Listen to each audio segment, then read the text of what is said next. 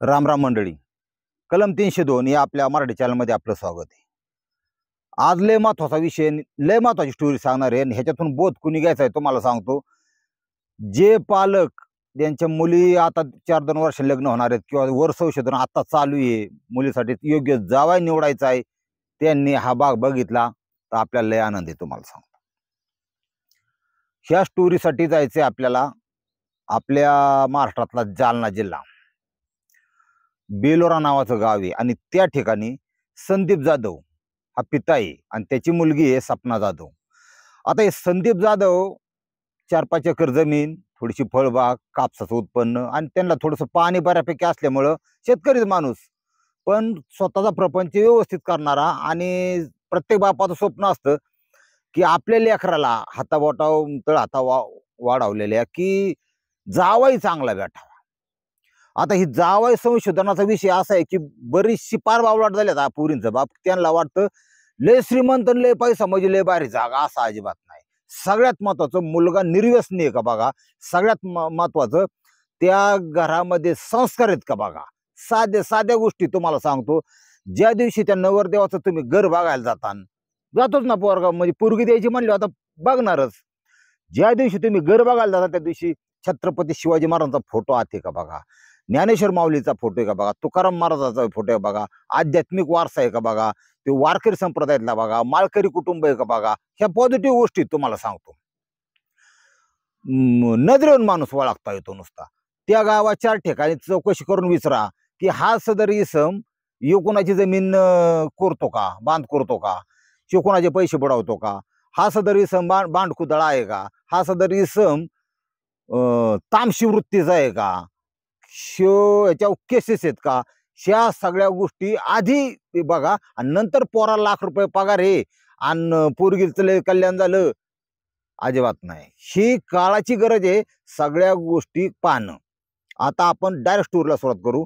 जालना जिल्ह्यातलं बेलोरा गाव आणि हे जे संदीप जाधव आहेत यांनी यांच्या वर संशोधन करायला सुरुवात केली मुलीसाठी. नवरा बघायला सुरुवात केली. सगळ्या जागा तापसून त्यांना एक जागा पटली. ती जागा होती बुलढाणा जिल्ह्यातली वरुड तालुका आहे आणि मेहकर नावाचं गाव. त्या ठिकाणचा जो मुलगा आहे सुशील पवार, नाव काय छान आहे, सुशील म्हणजे तो शिलवान आहे, तो सर्वगुण संपन्न आहे. म्हणजे चांगला, सुशील. पोरगा बरोबर याच्या विरोधातला, महानालायक, महाभिकार चोट, फार दलिंदर आवलात.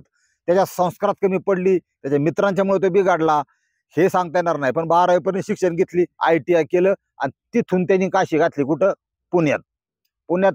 15-20 हजार 30 हजार असं भाऊ नोकरी 25-30 हजाराची असू द्या, पण कधी मध्ये डोसायचा आणि फार असा मगरूर. ह्या सगळ्या गोष्टी तपासल्या पाहिजे अशा प्रकारचा हा सुशील पवार.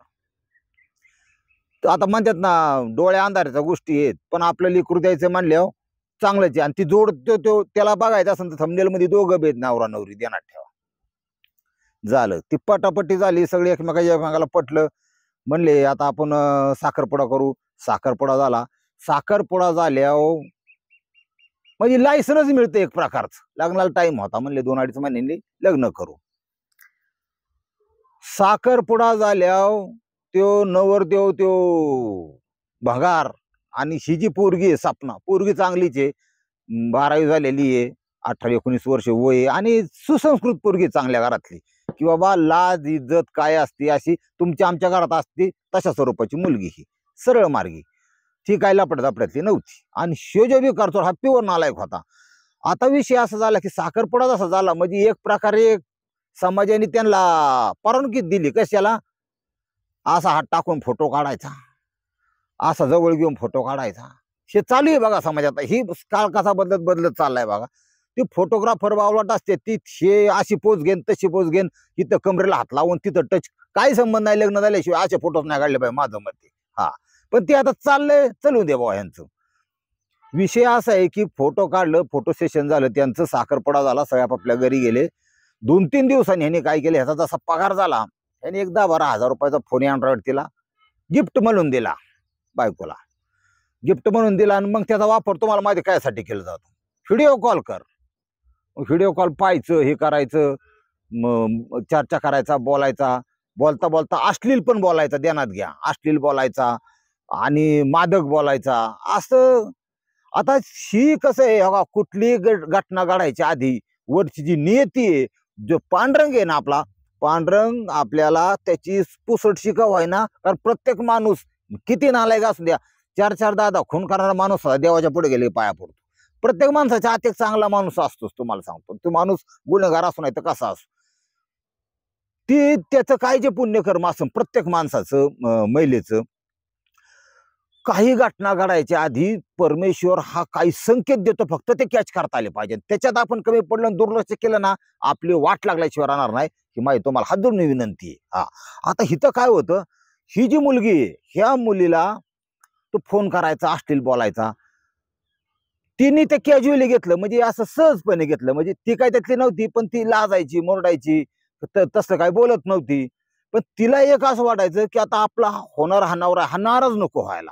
हा हा बी विषय असतो त्याच्यामध्ये. बऱ्याच म्हणजे मुलींना बऱ्याच मानसिक म्हणजे अवस्थेतून जावं लागतं अशा वेळेस. घर वेगळं, माणसं वेगळी, तो नवरा वेगळा. मग ती जरा गुळ मिळण्यासाठी किंवा जरा मिक्स होण्यासाठी ती आपली बोलते बुवा. फोन तास 2-2 तास फोन करतात. रात्री जो पुस्तवर तो पंटर फोन करीत असतो, असा विषय. ज्यांचे लग्न जमलेत त्यांची. 1-1.5 महिना साखरपडलेला झालता, लग्न 20 दिवस वालतं. मग म्हणले आता हे करा, बस्ता बांधायचा आहे. मग बस्ता बांधायला तारीख उजाडली. अत्यंत चांगला दिवस आहे, 18 फेब्रुवारी 2023, महाशिवरात्री. आपल्या शंकराचा महाशिवरात्री होती. सगळ्यांचा फराळ उपास आमकं तमकं. म्हणले आपण खिचडी करू 9 वाजता. पुरीचा बाप म्हणला, हे संदीप जाधव, पुरील ठेवू घरी, तिचं काय काम नाही, बस्ता बिस्ता बांधायला आपण जाऊ तालुक्याच्या ठिकाणी. त्यांनी जी गाडी काढली, म्हणजे दुसऱ्या जीप घेतली, ती जीप बोलावली. 4-2 ओळखीचे, 4-2 बाया बिया सगळ्या घेतल्या, 8-9 जण गेले. ते गेले निघून. बसता तिथं बांधत असताना ते गेले बसत्याला. नवरदेवी पाहिजे का, नवरदेवाचा पोशाख घ्यायचा होता. शेटवणगा सजवाय नको का लोकांना, बहारो फुल बरसावो आणि मेरा कुत्ता आया आहे, असा प्रकार तो. ते ह्याच्या डोक्यात थोडा वेगळा प्लॅन होता त्या दिवशी, तारीख 18 फेब्रुवारीची. हे जो नवरदेव आहे, शिव नवरदेव सुशील पवार घरच्यांना मला, तुम्ही त्या कापड दुकानात जा, मी माझा एक मित्र आहे, त्या मित्राला घेऊन तिथं येतो बरोबर टायमाला. हा मोटरसायकलवर तिथून जी निघाला, त्याच्या खिशामध्ये साधारण 30,000 रुपये होते. तिथून जी निघाला ते डायरेक्ट हिच्या घरी आला, बायकोच्या घरी, सपना. आता ही शेजारी एक म्हातारी होती, 60, 70, 80 वर्षाची. त्या म्हातारीकडे बसली होती जाऊन दुपारच्या टायमाला, कारण लाईट गेली होती. मालिका बिलिका बघत होती, तिला काय ती टीव्ही नव्हता चालू, मग ती बसली तिकडे जाऊन. हा नेमका आला तर शिनी लांबून बघितला, बाबा नवरा तर घरी आला, घरी तर कोण नाही. पण पुढं काय होणार आहे आता, ते जर कळलं असतं तर आपण माणसं झाला असतो का? आपण आपल्या हातात काय आहे महाराज? आपला जीव सुद्धा आपल्यात, आपलं शरीर आपल्या हातात नाही. आपल्या हातात काहीच नाही. पुढं काय होणार हे कळत नाही. ती आपली लादत मोडत गेली. माठातला तांब्या भरला, त्याच्या पुढे तिला गार पाणी दिलं. ती गेला असं डायरेक्ट बेडवर बसलं 3 नंबरच्या खोलीत. तिथं जाऊन बसला आणि ती म्हणली चहा घेणार आहे का, कॉफी? पण कॉफी संपली असं ना आता. आम्हाला महत्वाचं बोलायचं इकडे ये, महत्वाचं बोलायचं इकडे म्हणलं. 3 नंबरच्या अंधाऱ्या खोलीत त्यांनी जशी ती नवरी आली आणि लग्न 20 दिवस आलेलं महाराज, जशी ती सपना आत गेली तशी त्यांनी ती पाण्याचा गलास खाली ठेवला आणि तिला मिठी मारली. तिला आवळायला सुरुवात केली, तिला चोळायला सुरुवात केली. म्हणजे त्याचा जो हेतू आहे हिला संपणाला कम्प्लीट कळला. पण आता हवा कसं असतं, शेवटी त्या गावाला सगळ्यालाच जायची, पण त्याला वेळ काळ टाइम काहीतरी, आणि थोडी त्या पोरीची पण मानसिक परिस्थिती तशी व्हावं लागते. अशा काही सगळ्याच काही वाऱ्यावर पडल्या का उकड्यावर पडल्यात का लोकांच्या पोरी किंवा दुसऱ्याच्या पोरी, असं नसतं कधी. ह्या बिखार चोटाने काय केल्याचा उद्देश असा होता की तिला तिथं सेक्स करायचा आणि नंतर आपलं खरेदीला जायचं, हे त्याचं प्लॅनिंग होतं. मग त्याला ते भावना काय कंट्रोल झाल्या नाही, त्या बिखार चोटाने मारली मिठी. शिनी स्वतःला पूर्णपणे प्रतिकार करायला सुरुवात केली. म्हणली काय असेल ती लग्नानंतर, मी आता मला काय बरोबर वाटत नाही, मला फार लाज वाटते, भीती वाटते, मी काय आता हे करणार नाही, तुम्ही बाहेर व्हा. Direct order. हा, कारण काय हे कशामुळे ऑर्डर निघते बाहेर तुम्हाला सांगतो. पुरी संस्कार चांगले, पुरीची आई चांगली असली की संस्कार ओके. आणि पुरी म्हणती तू जाऊन द्या गाडी, तुझं काय काम नाही इथं आता. ती काय असेल ती नंतर, ही काय मला आवडलं नाही. तिला तिचा हक्क, बोलण्याचा हक्क आहे ना महाराज, असं कसं. पण ही अवलाद नालायक ना, नालायक कधी मागे घेतं का नाही. ती असं बोकडावानी मुसमुस करीत आलं तिथं. त्यांनी तिला जबरदस्ती करून तिच्यावर अत्याचार पूर्ण केले. त्याचा काय विषय होता तो त्यांनी पूर्ण केला. ती पोरगी झालेल्या प्रकाराने त्या वेळेला इतकी घाबरून गेली, घरपाडून गेली. आणि तिला वेदना पण होत होत्या. त्या ठिकाणी ती गुडघ्यात मुंडकं घालून डसा पोरगी रडत होती ती सपना. आणि हा जो भिकार चोटे, हा रील्स पाहत होता शेजारी बसून वेगळ्या. हा गार झाला, निहार झाला. आणि मग तिला म्हणला, ती झालं गेलं विसरून जा, तू मोबाईल बघू तुझा. तिचा मोबाईल घेतला आणि त्याच्यातले इनकमिंग आउटगोईंग कॉल, आता अनोळखी नंबर. आता लग्न जमले म्हणल्यावर मेंढीवाल्याचा नंबर असू शकतो, किंवा तुम्हाला सांगतो कुणाचा नंबर. शिव नंबरला फीड का नाही केला, शी तुझं बॉयफ्रेंड आहेत का, तुझं लफडं आहे का. किती संशय प्रकारची अवलाद होती बघा. ही असली अवलाद जन्मायला सुद्धा तुम्हाला सांगतो 100 नालायक मारावं लागतात, तेव्हा ही 121 असली अवलाद तयार होती. का तर बापाचं सिलेक्शन चुकलेलं पोरगा त्याची चौकशी करण्यात ध्यानात ठेवा. मला तुझं कोणासोबत लपड आहे, तू लय चालू पोरगी दिसती आणि तू असलं सोडून दे सगळं. आता ह्यानी एक तर म्हणजे विषय लगेच चेंज बरं का. ह्यानी एक तर अत्याचार केलेला आणि त्याच्यात हे असले आरोप मांडल्यावर त्या पोरीचा संयम सुटला तुम्हाला सांगतो. आणि कोणाचा बी सुटन. अहो एवढं सिस्पेन्शियल असते ना, कनगळीवाणी नागाचं पिल्लो असू द्या, त्याला नुसतं डिवोर्स करा तुम्ही. ती चिचुकेवाने वाना फडी काढणं का नाग येतो, ती फडी काढणं त्याचा गुणधर्म आहे. तसं माणसाचं बी असं आहे, लय तुम्ही टॉर्चर करा, लय बोलायला लागला ना, आज कुणी कुणाचं ऐकून घेत नाही. ए बघ तुझा उद्योग, जाऊन दे गाडी, आम्हाला गरज नाही, असा विषय असतो आजकाल. आरेला का रे आणि आवला जाऊ, ही आजचं जग आहे. ती पोरगी म्हणली, जनाची नाही मनाची तरी तुला थोडी लाज वाटली पाहिजे. तुझ्या बाप आई बापाने तुला असाच काढला का, आमकं तमकं खतरनाक बोलायला लागली. हे शब्द असे असतात, तीरासारखे असतात, धनुष्यबाणासारखे असतात. ते त्याच्या हृदयात शिरलं. आता ही अशा प्रकारे बोलायला लागलं. शी तर म्हणलं, मी नवरा, मी कंपनीत कामाला, मी बुलढाण्यातलं, ती तिकडे खडकावरलं, इकडं पुण्यात कामाला, ती स्वतःला अंबानी सांभाळायला लागला. कोणाला माहिती. मला अशी बोलती, मी आत्ता सुद्धा तुला लग्नाला नकार देऊ शकतो. लागला ना जाकी मारायला. जाकी मारायला लागे. ती म्हणली, तू ज्यासारखा दलिंदर करुस्तवर एखादा ही केलेला बरा, म्हणजे गरीब एखादा दुसरा मुलगा केलेला बरा. आणि तू तसं तुझा थोबडा मला आवडत नव्हता, पण माझ्या बापामुळे मी करत. असलं बघितल्यावर त्याचं लगेच त्याने त्या रागाच्या तडक्यात मोबाईल दिला खाली टाकून, दाबलं तिचं नरड. 2-3 मिनिटं नरड दाबलं, ती लागली तडफड करायला. आणि मग परत सोडलं त्यांनी. परत सोडल्यामुळे श्वास रोखला गेल्यामुळं ती थोडीशी गुंगी आल्यासारखी बेशुद्ध पडली, म्हणजे निश्चित पडली. याने तिला तपासली नाही, कुठं नाडी बघितली नाही, कुठं तिचा हात लावून बघितलं नाही, गरम नाही बघितली, नाकाला बोट नाही लावलं. ह्याला वाटलं ही आता अवघड झाली, ही मंगार बाडला. मग जाग्यावाली ही जी अतिशहाणी आहेत ना, इकडून बाजरून वर केस वाढवणारी, ह्यांना डोकं आसनच मेंदू आसन असं अजिबात नाही. यांच्या संपत्ती, यांच्या गाड्यांच्या, आणि हा किती बारीतला स्टायलिश कट मारतोय, अजिबात जाऊ नका. ह्या किती संस्कारी, ह्याला इतिहासाची काय माहिती आहे. आणि हा आपल्या आईवडिलांना जपतोय का, आपल्या शेतजमिनीला जपतोय का, तिथं चक्कर मारतोय का, शेती करतोय का, ह्या सगळ्या गोष्टी तपासा. नंतर त्याला पोरगी सोपवा. नाही तर ती अवलाद तुम्हाला सांगतो, मोकार देवाला सोडून द्या. प्रत्येक गावात देव आहेत, कोणत्या देवाच्या नावाने सोडा, त्याचं लग्न नाही झालं पाहिजे. लय अवलाद येत अशा. आता ह्याला ती दाबलं त्यांनी. म्हणलं ही जर जागी झाली, बापाला फोन करीन, सगळी करीन, माझं पित्तळ उघडं पडन, मी असं केलेलं, म्हणजे अत्याचार केलेला कळन. ह्याच्या पोटी तो ह्याच्यात मध्ये गेला, किचन मध्ये गेला, चाकू आणला आणि तिचा गळा कापला. 3 वार केले. पोरगी आधी वाचली असती पाणी बिनी पाजूनही, काय गरज होते का. ती मुलीला यांनी संपवलं. लग्नाला 20 दिवस टाइम, फक्त साखरपुडा झाला होता. कशा कशा अवलादी आहेत बघा. आणि ही चॉईस कुणाची, पुरीच्या बापाची. जमावणाराची अजून कोणतरी असतात. पुरीच्या बापांनी सुद्धा डोक्यात अक्कल विकत घ्या. आता ही मारून टाकल्यानंतर मग तर अजूनच घरा वाढला. त्याने बाहेर डोकून अंदाज घेतला, कुणी नव्हतं. दुपारचे सामसूम 11:30-12 वाजलेल्या.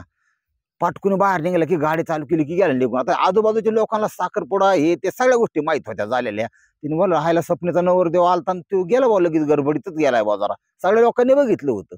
याला तसलीच कल्पना नसते, माणूस गाभारलेला असतो. आता ह्याने काय केलं, तिथून निघाल्या सरशी तो एका कॅनल पैसे आला आणि त्या कॅनल पैसे त्यांनी सोडून दिलं, हे गाडी सोडून दिली पहिल्यांदा. त्याच्यानंतर पाय पायी तो सिंदखेड राजापर्यंत चालत गेला. सिंदखेड राजापर्यंत चालत गेला. तिथून तो पुण्याला गेला. पुण्याहून लगेच तिथून तो मुंबईला गेला.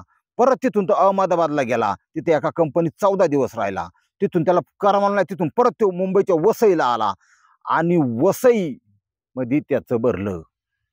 वसईमध्ये घटना घडून गेल्यानंतर 30 दिवसांनी म्हणजे 1 महिन्यानी त्याला ताब्यात घेतला. कुणी घेतला? पोलीस निरीक्षक भगवान कदम यांची टीम. आणि त्यांनी आता 30 दिवस पोलिसांना झोप नव्हती. आता ह्याच्यात आतली एक गोष्ट अशी आहे की त्याच्याकडे मोबाईल नव्हता, कारण त्याला माहिती ट्रेस करते मोबाईलवरून मला.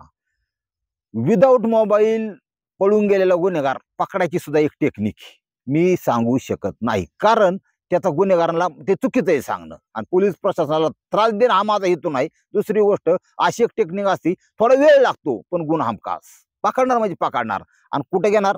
कोपच्यात. 1 नंबर कार्यक्रम. त्याच्यामुळं मोबाईल जरी टाकून तुम्ही गेला, नुसत्या मोबाईलवर गुन्हेगारले पकडले जातात. मोबाईल जरी नसला तरी गुन्हेगार पकडता येतो, ध्यानात ठेवा, पण थोडा वेळ लागतो.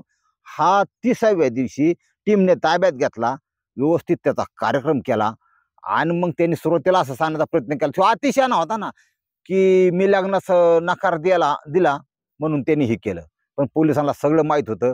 ज्या वेळेस त्या मंठा शासकीय रुग्णालयात पोलिसांनी त्या सपनाचं PM केलं, त्यावेळेस सिमन्स म्हणजे वीर्याचे अंश आढळून आला होता तिच्यामध्ये, शरीरामध्ये. आणि त्याचं त्यांना कळलं होतं, म्हणजे रिपोर्ट असा होता की अत्याचार करून किंवा बलात्कार करून खून. आधी गळा दाबलेलं पण कळलं, नसा दाबलेल्या कळल्या, वार तर होतेच. म्हणजे ह्याच्या पाठीमागे त्या गावातल्या शेजाऱ्या पारांनी बघितलं, म्हणजे सगळ्या गोष्टी करतात. पोलिसांनी अतिशय व्यवस्थितपणे काम केलं आणि ही केस बांधली गेली. जशी केस बांधली व्यवस्थित आणि ह्या बाळकावला त्यांनी हजर केलं. जातोय हा 20 वर्षासाठी, काळजी नका करू. 25, 35, 45, 25व्या वर्षी ज्यावेळेस ह्याचा पोपट मान खाली टाकन त्यावेळेस हा बाहेर निघणार आहे. हा कोणाशी अत्याचार करायसारखा उरकार नाही, कसाच उरणार नाही, त्याची त्याला सजा मिळणार. पण ह्या घटनेतून आपण एवढंच घेतलं तर लय झालं की वर संशोधन करत असताना नुसत्या त्याच्या नोकरीवर आता लोक पुरीच्या बापाच्या 1 लाख खटका डोक्यात बसलाय. तुम्हाला सांगतो, आपला जावाई हा श्रीमंत पाहिजे बरं का, नंबर 1. तो खटका त्याचा आधी श्रीमंत पाहिजे, त्यावर गाडी, सोनं, बंगला, पैसे. कारण कोणी जर 4 लोक गेली, माझी बावची बघायला गेली ना, आयला काय जावाय पगार. पण तुझ्या पुरीला तो घरातल्या 2 जो बंगला बघतोय ना, 2 फारशा उकरून आत एखाद्याची पुरून टाकेन काय, याचा बी विचार केला पाहिजे महाराज. ती पोरगी सुखर आणि लय बांगला काय कामात नाही, काहींची कमरे गेली फारशा घासू नुसते पोरींची. हा असा विषय. त्याच्यामुळं वर संशोधन नीट करा आणि आपलं जी लेकरू आहे हे चांगल्या जागेवर जाईल याची ही घेणं, काळजी घेणं तुमची गरज आहे. बाग जर बोधपर वाटत असेल हा एपिसोड तर लाईक करायला काहीच हरकत नाही. रामकृष्ण हरी माऊली.